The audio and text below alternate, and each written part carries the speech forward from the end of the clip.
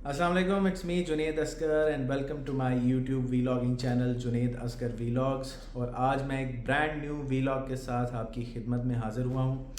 आज के वीलॉग का कंटेंट क्या हो सकता है? यही हो सकता है कि आज इंडिया और ऑस्ट्रेलिया का एक बहुत इम्पॉर्टेंट सेमीफाइनल मैच था, नॉकआउट मैच था, जिसमें भारत ने दुबई में इस होने वाले मैच में ऑस्ट्रेलिया को आउट क्लास कर दिया है। अभी अभी ये मैच फिनिश हुआ है। इंडिया ने एज़ यूजुअल बहुत अच्छा परफॉर्म किया है और मैंने सारा मैच देखा और मैं इत्तेफाक से हिंदी कमेंट्री सुन रहा था उनके कमेंटेटर्स की, और बहुत सी मेरे नॉलेज में भी इजाफा हुआ है कि ओवर द ईयर्स इंडिया की जो क्रिकेट टीम है उसने अपने आप को कैसे इवॉल्व किया है। पिछले दो आईसीसी इवेंट्स में, एक 2023 का वर्ल्ड कप वनडे का और इस आईसीसी चैंपियंस ट्रॉफी को मिला के इतने मैचेस में सिर्फ भारत एक मैच हारा है। एक मैच हारा है, वो भी 2023 का ओडीआई वर्ल्ड कप था। उस पूरे टूर्नामेंट में भी भारत अनडिफिटेड था। इस टूर्नामेंट में भी, इस नॉकआउट टूर्नामेंट में भी भारत अनडिफिटेड है। मेरे ख्याल से जो क्रिकेट की जो प्रॉपर डेफिनेशन है, वो वेदर यू लाइक इट और नॉट, वो इस वक्त इंडियन टीम है।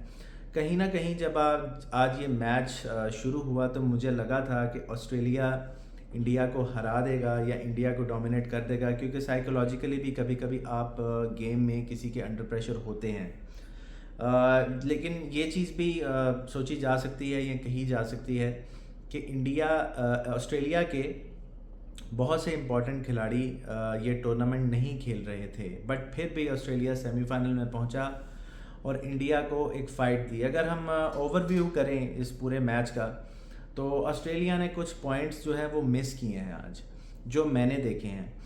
फर्स्ट ऑफ ऑल, एक तो बात एक रेगुलर आती है कि ऑस्ट्रेलिया ने अपना जो रन रेट है वो गिरने नहीं दिया, लेकिन जो कंसिस्टेंसी से विकेट्स आती रही हैं उस वजह से ऑस्ट्रेलिया जो है कम से कम 25 से 30 रन शॉर्ट था। अगर यही टारगेट 264 की बजाय 284 होता तो आई गेस गेम का रुख कोई और होता। बट कोई भी खिलाड़ी जो है आइदर कि वो सेट हो चुका था या सेट नहीं था, जो विकेट्स गिरती गई ऑस्ट्रेलिया की, वो उनके टारगेट को कम करने में मददगार साबित हुई भारत के लिए। स्टीव स्मिथ बहुत सेट हो चुके थे, लेकिन वो इनिंग्स को आगे नहीं लेके जा सके। और सेकंड जो रन आउट हुआ, आई गेस वो कैरी थे, उनके जो प्लेयर थे बहुत अच्छा खेल रहे थे, लेफ्ट हैंडेड थे। आखिरी डेथ ओवर्स में उनसे उम्मीद थी कि वो 20 से 30 रन का इजाफा करेंगे, वो अनफॉर्चुनेटली रन आउट हो गए। और वो एक बहुत ही दिलचस्प रन आउट था कि वो डायरेक्ट हिट थी, वो भी इत्तफाकन रन आउट हो गए, जिसकी वजह से ऑस्ट्रेलिया 20 से 30 रन शॉर्ट रहा। लेकिन उसके बावजूद भी क्रिकेट एनालिसिस्ट का ये कहना था कि 260 से ऊपर या 70 से ऊपर कोई भी टारगेट जो है वो डिफेंडेबल होगा।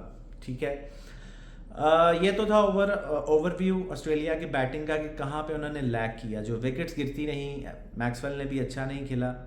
और इंडियन जो बॉलर्स हैं उनके बारे में मैं ये कहना चाहूँगा कि मैंने उनकी बॉलिंग को देखा है। जसप्रीत बुमराह एक ऐसे बॉलर हैं इंडिया के कि जो इम्पैक्ट क्रिएट कर सकते हैं, वो इस टूर्नामेंट में नहीं खेल रहे थे।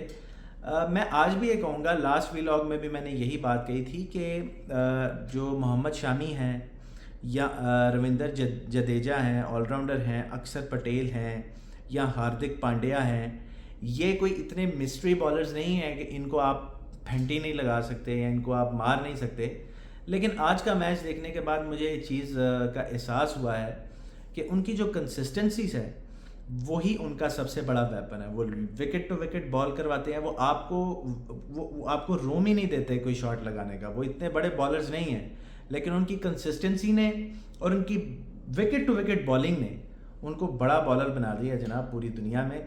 और ये क्रेडिट उनका भी है कि वो 20 से 30 रन पहले उन्होंने ऑस्ट्रेलिया को पैक कर दिया। अदरवाइज आई वाज होपिंग कि ऑस्ट्रेलिया 300 करेगा एक स्टेज पर, बट उन्होंने वो नहीं करने दिया। ये क्रेडिट जाता है इंडियन बॉलर्स को कि वो इतने, मतलब अपनी फील्ड में इतना ज़्यादा उनका नाम नहीं है, बट स्टिल भी वो अपनी टीम को फाइनल तक ले गए हैं। बैटिंग तो जब बैटिंग करने आती है इंडियन टीम, तो 8 नंबर तक तो आपकी बैटिंग जाती है। तो रोहित शर्मा को आउट करोगे तो गिल आ जाएगा, इन दोनों को आउट करेंगे तो कोहली और वो आ जाएंगे जनाब अक्षर पटेल आ जाएंगे, उसके बाद उनको आउट करेंगे तो हार्दिक पांड्या और रविंद्र जडेजा आ जाएंगे। तो ये लाइन चलती रहती है। श्रेयस अय्यर आ जाएंगे जो बहुत अच्छी नॉक में है। पिछले मैच में भी उन्होंने बहुत अच्छा परफॉर्म किया न्यूजीलैंड के ख़िलाफ़।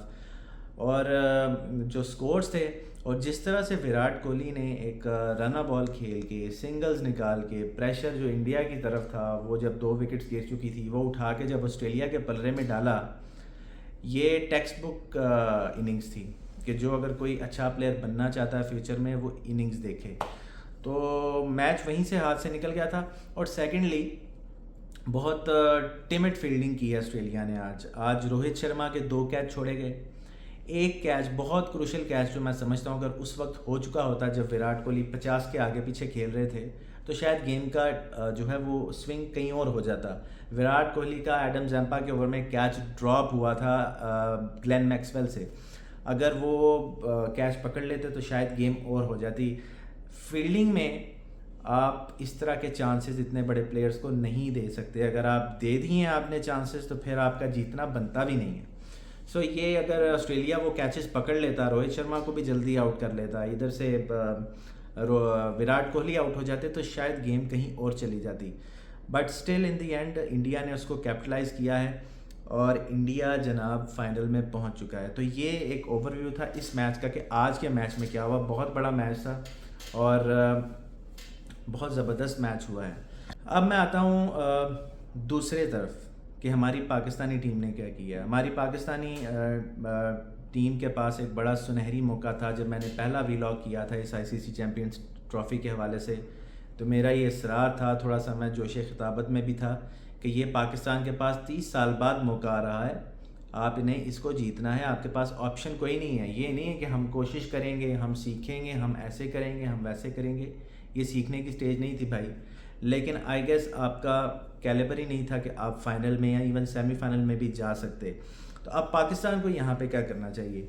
मैं बाबर आजम साहब को, जो बड़े पाकिस्तान के प्लेयर्स हैं, मैं नवजोत सिंह सिद्धू को सुन रहा था कि जी पाकिस्तानी बाबर आजम को बड़ा क्रिटिसाइज़ कर रहे हैं। भाई मैं no doubt he is a legend, लेकिन मैं अपने इस प्लेटफॉर्म से ये कहना चाहूँगा कि सर, उन पे अगर तनकीद हो रही है तो जायज़ हो रही है, क्योंकि आप मुल्क के लिए खेलते हैं, अपने पर्सनल रन्स और अपने पर्सनल रैकेट्स के लिए नहीं खेलते। बाबर आजम का अगर आप पर्सनल रैकेट देखें तो माशाल्लाह बड़े रन्स हैं जी। वो एक अच्छे बैट्समैन हैं, बड़े क्लास के बैट्समैन हैं, कवर ड्राइव बहुत अच्छी लगाते हैं। लेकिन क्या उनके रन से, क्या उनकी बैटिंग से, क्या उनके फॉर्म से, क्या पाकिस्तान को कोई फ़ायदा हो रहा है? क्या as a nation, as a Pakistani cricket team, क्या वो कंट्रीब्यूट कर रहे हैं? उनका मुआवजा किया जाता है विराट कोहली से। आज विराट कोहली की ये 80 रन की इनिंग्स देख के मुझे ये एहसास हो गया है कि वो बिल्कुल नाजायज़ कंपैरिजन है विराट कोहली का बाबर आजम के साथ। बाबर आजम का अभी वो टेम्परामेंट नहीं बना। आई थिंक वो 30 साल के करीब हो रहे हैं, विराट कोहली 36 साल के हैं, कुछ ज़्यादा डिफरेंस नहीं है। और बाबर आजम की भी अगले 5-6 साल 7 साल ही गेम रह चुकी है अगर वो अच्छा परफॉर्म करें। तो मेरे ख्याल से बाबर आजम का वो टेम्परामेंट ही नहीं है। ये एक महान प्लेयर की निशानी होती है कि एक नॉकआउट टूर्नामेंट में, आईसीसी चैम्पियंस ट्रॉफ़ी के सेमीफाइनल में, और इतनी बड़ी टीम के सामने आप अपनी टीम को हार से निकाल कर आप जीत के किनारे लगा दें, तो ये किसी छोटे खिलाड़ी का काम नहीं होता। बाबर आजम साहब ने इतनी इनिंग्स कितनी बार खेली हैं? आई एम श्योर जिनके पास स्टैट्स होते हैं उनके पास इस चीज़ का जवाब होगा। मेरे ख्याल से नॉट मैनी। तो मैं आपके रन्स का हमने कुछ नहीं करना है। अगर आप पाकिस्तानी टीम को जितवा नहीं सकते हैं तो आपके रन्स का एटलीस्ट एज अ पर्सन, मैं आपके रन्स को कहीं भी नहीं गिनता, आपके रैकेट्स को। आप जब मैच विनर बनेंगे, आप आने वाले सालों में आप क्रिकेट खेलेंगे, इस तरह की मैच विनिंग इनिंग्स खेलेंगे बड़ी टीमों के खिलाफ, तो फिर शायद आज से 2-4 साल बाद मैं भी आपकी तारीफ़ कर दूंगा कि सर वाकई आप एक मैच विनिंग प्लेयर हैं। लेकिन जब तक आप मैच विनिंग प्लेयर नहीं बन सकते, आप मुल्क को मैचेस नहीं जितवा सकते, आपने मुल्क की कश्ती पार नहीं लगवा सकते, you are not a big player sir, with all due respect. और बाबर आजम साहब, it's time to wake up. ये एक वेकअप कॉल है। आईसीसी चैम्पियंस ट्रॉफी बहुत हमारी शर्मिंदगी होगी। That was not just a game. वज़ीर आज़म पाकिस्तान ने भी जब आपको तकरीब में बुलाया था तो उन्होंने भी एज अ क्रिकेटिंग फ़ैन आपको ये, आपसे एक एक्साइटमेंट में आपसे अर्ज़ की थी, आपको बोला था कि आपने जीत के आना है। आप कुछ नहीं कर सके सर। आपने इस कौम को शर्मसार किया है। आपको फ़ाइनल में होना चाहिए था और फाइनल में होने के साथ साथ आपको ये आईसीसी चैम्पियंस ट्रॉफ़ी जीतना चाहिए थी, बट ऐसा नहीं हो सका। आपके लिए ये सीखने का मुकाम है। अब सीखना ही कह सकते हैं। आप इतने टूर्नामेंट से आप बड़े से बाहर हो गए हैं। अब आपने अपने फ्यूचर को डिफाइन करना है कि आपका जो लेगेसी है वो किस तरफ जा रही है। क्या आप फ्लॉप होने की तरफ जा रहे हैं या आपने दोबारा उन एशेस से, उस राख से उठ के अपना नाम बनाना है, ये अब आपने डिसाइड करना है हजूर। और मोहम्मद रिजवान को मैं ये कहना चाहूँगा कि हजूर, आप अगर आपने कुछ सीखना है ना आगे, बैटिंग अपनी क्रिकेट को अपना प्रोफेशन बनाए रखना है, तो मैं आपसे उस दिन भी कहा था कि कुछ मैचेस वो देख लीजिए। और आज का मैच जो इंडिया ने जिस तरह बैटिंग की है, आप एक दफ़ा हाईलाइट्स उसकी ज़रूर जाके देखिए हजूर, कि स्ट्राइक किस तरह रोटेट करते हैं, प्रेशर को जज्ब किस तरह करते हैं, अपनी टीम को जीत के किनारे कैसे लगाते हैं। ये आपको भी बड़ा सीखने की ज़रूरत है। और मैं स्पेशली आप दोनों को पॉइंट आउट इसलिए कर रहा हूँ क्योंकि आप स्टार बैट्समैन हैं पाकिस्तान के। अगर आप परफॉर्म नहीं करेंगे तो पाकिस्तान में यंगस्टर्स कैसे परफॉर्म करेंगे। आपको देख के ही बहुत से लोग क्रिकेट में आते हैं और आप एक ऐसे मुकाम पे हैं सर कि जहाँ आप एक पूरे सिस्टम, एक प्रोसेस से होके गुजरे हैं। दुनिया की हर किस्म की top class facility, top class practice sessions और पता नहीं क्या कुछ होता है, क्या प्रोसेस होता है, क्रिकेटर को बेहतर पता है। वो आप उससे होकर गुजरते हैं और इतने इतने बड़े टूर्नामेंट्स जहाँ पे ये पहाड़ की चोटी है, ऐसे ऊपर कुछ नहीं है, और आप अपनी प्रेस कॉन्फ्रेंसेस में कहते हैं कि जी हम सीख रहे हैं। ये इंजमामुल हक साहब ने बिल्कुल सही कहा था, ये सीखने का मुकाम नहीं है भाई, ये परफॉर्म करने का मुकाम है, जहाँ पे आप सीखने की रट लगा रहे हैं। सो लिहाजा मैं आपसे एक रिक्वेस्ट ज़रूर करूँगा as a Pakistan cricket fan, not teams fan, कि आप ये हाईलाइट आज ज़रूर एक दफ़ा रात को जाके देखिएगा, हेडफोन लगा के ना, कान में दरवाजे बंद करके अपने आप को एक दफ़ा गौर से देखिएगा कि किस तरह खेला जाता है। ऐसे खेला जाता है सर, अपनी टीम के लिए अपने अंदर एक अग्रेशन पैदा करें। और आज टीम का अनाउंसमेंट हुई है, शायद आप T20 से ड्रॉप हो गए हैं। आई गेस आपको 50 ओवर्स फॉर्मेट से भी ड्रॉप होना चाहिए था, लेकिन चलें कोई बात नहीं। शायद किसी सीनियर प्लेयर की या किसी हेड कोच की दूरंदेशी काम आ गई है कि आप अभी तक वनडे फॉर्मेट में हैं, but it's a wake up call sir. अगले साल T20 वर्ल्ड कप है, I guess if I am not wrong, India में है। आईसीसी का एक और इवेंट है, आपको कुछ करना है। सो लिहाजा खौफ खुदा कीजिए और अपने अंदर से जो डर है ना, किसी तरह किसी साइकेट्रिस्ट को दिखा के, किसी को कह के इसको अपने अंदर से निकाल के फेंकें। आपकी बॉडी लैंग्वेज से पता चलना चाहिए कि जब आप उस मैदान में एंटर हों तो पता लगे कि कोई जंग जीतने के लिए आया है। ये हास्य मजाक ग्राउंड से बाहर रखा करें और ग्राउंड में एग्रेशन रखा कीजिए। इस मैच से पाकिस्तानी टीम को सीखने को बहुत कुछ मिलेगा। I hate to say this, मेरा ख्वाब था, मेरी ख्वाहिश थी as a Pakistani cricket fan कि पाकिस्तान फ़ाइनल में होता और फाइनल लाहौर में होता या पाकिस्तान में होता। अब ये भी एक बदकिस्मती है कि अब फाइनल जो है वो दुबई में खेला जाएगा। ये टूर्नामेंट पाकिस्तान में होना था, फाइनल दुबई में जाएगा। ये भी एक दुख की बात है, लेकिन अब क्या करें कि जब अपने ही जालिम हो तो गिला किससे करें। But still as a cricketing fan सोचा एक अच्छा कंटेंट है। मैं जो इजहार कर जो फील करता हूँ वो अपने ऑडियंस को सुनाऊँ और बताऊँ। शायद कोई बात जो है किसी को कोई अच्छी लग जाए, और अगर आपको ये बातें अच्छी लगी हैं और आप as a Pakistan cricket fan आप इन बातों से सहमत हैं, एग्री करते हैं, तो मेरी ये वीडियो ज़रूर शेयर कीजिएगा। अब फाइनल जो है इंडिया तो आ गया। अब कल एक बहुत इम्पॉर्टेंट मैच है न्यूजीलैंड का और साउथ अफ्रीका का। मेरे ख्याल से न्यूजीलैंड का पलड़ा भारी है, बट लेट्स सी, ये क्रिकेट है, इसमें कुछ भी हो सकता है। और संडे को बड़ा फाइनल, बिग फाइनल खेला जाएगा between India and the team who is going to win tomorrow. बहुत बहुत शुक्रिया मेरा वीलॉग सुनने के लिए। आईसीसी चैम्पियंस ट्रॉफ़ी एक पाकिस्तान के लिए एक एजाज़ की बात थी, वो इख्तिताम पजीर हो रहा है। बदकिस्मती से पाकिस्तान उसमें, टीम उसमें नहीं है, बट लेट्स सी कि ये कौन जीतता है। बट स्टिल इंडिया के लिए फ़ाइनल कोई इजी कॉल नहीं होगी। अगर न्यूजीलैंड आ गया, it's going to be a tough match. देखते हैं कि फ़ाइनल कौन जीत के जाता है। क्या भारत पाकिस्तान का चैम्पियंस ट्रॉफ़ी जो वेन्यू जो होस्ट है वहाँ से वो कप ग्रैब करके जाता है, या न्यूजीलैंड या साउथ अफ्रीका इस बार खुशकिस्मत होते हैं। मुझे दीजिए इजाज़त, अगले वीलॉग तक के लिए आपसे फिर मुलाकात होगी। Over and out from Junaid Oscar.